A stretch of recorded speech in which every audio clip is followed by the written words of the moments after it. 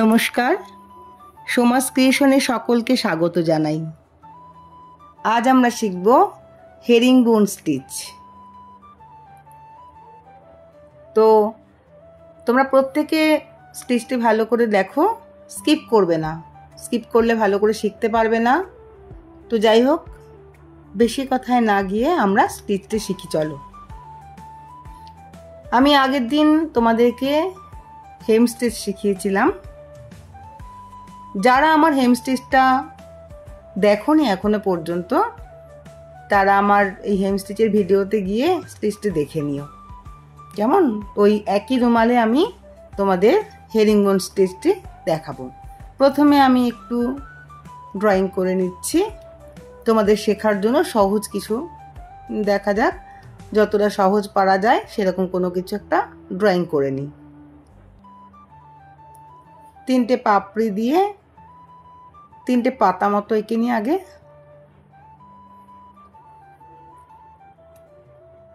হেরিংবোনে কিন্তু 2 পাল্টা সুতো নেবে, অর্থাৎ 2 নাল সুতো নেবে।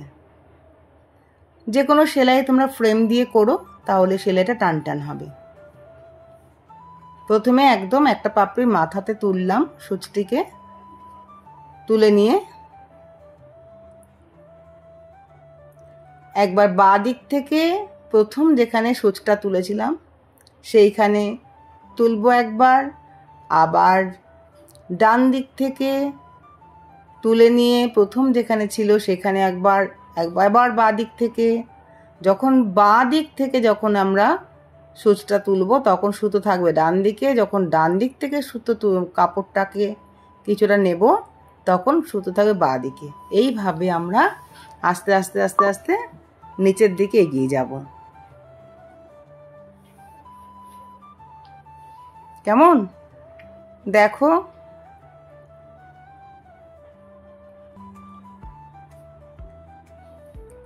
আচ্ছা, সবসময় যে পাপড়ির ওপর পোর্শন থেকেই করতে হবে এরকম কোনো ব্যাপার নেই।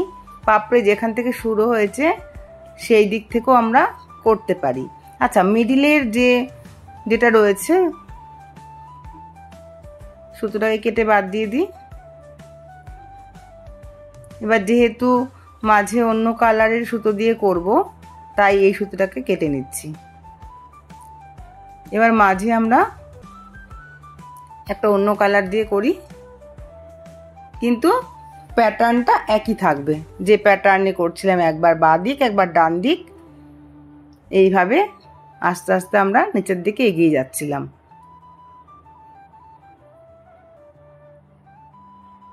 খেয়াল করো, দেখো, বাঁ দিক থেকে একবার, ডান দিক থেকে একবার, এইভাবে আমরা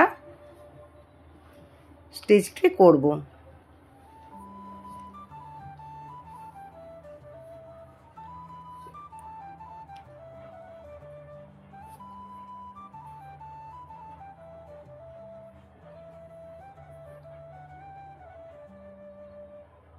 যদি তোমাদের পছন্দ হয় চ্যানেলটি সাবস্ক্রাইব করে দিও।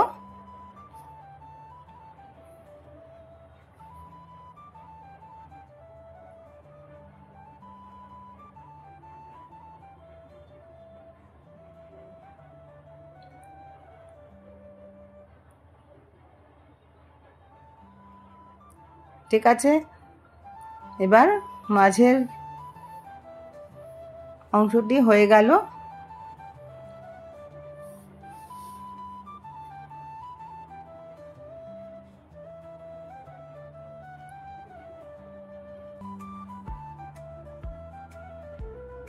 সবাই মনে রাখবে, তোমরা যে কোনো স্টিচের পেছন দিকে সুতোগুলো গিট দিয়ে কেটে পরিষ্কার করাটা অবশ্যই জরুরি, যে কোনো স্টিচের ক্ষেত্রেই। আমি যেটা বলছিলাম যে সবসময় যে পাপড়ির ওপর পোর্শন থেকেই যে করতে হবে, শুরু করতে হবে, এরকম কোনো ব্যাপার নেই। চাইলে যেখান থেকে পাপড়িটা শুরু হয়েছে গোড়ার দিকে, ওখান থেকেও আমরা করতে পারি। সিস্টেমটা একই। এই হলো আমাদের হেরিংবোন স্টিচ। প্রত্যেক আমার সঙ্গে থেকো, এরকমভাবে অনেক অনেক আরও ভালো ভালো ভিডিও আসতে থাকবে, তোমরা দেখবে। তোমরা সঙ্গে থেকো। ভিডিওটি ভালো লাগলে তোমরা লাইক করো, শেয়ার করো, কমেন্ট করো। কেমন? দেখো, দেখতে পাচ্ছ ঠিক এমন হবে।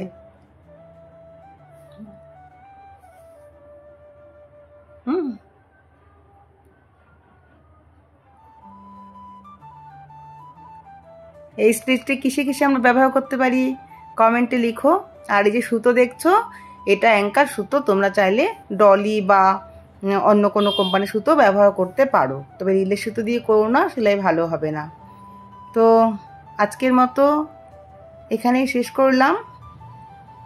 সবাই ভালো থেকো, সুস্থ থেকো। তাহলে আজকের মতো টাটা।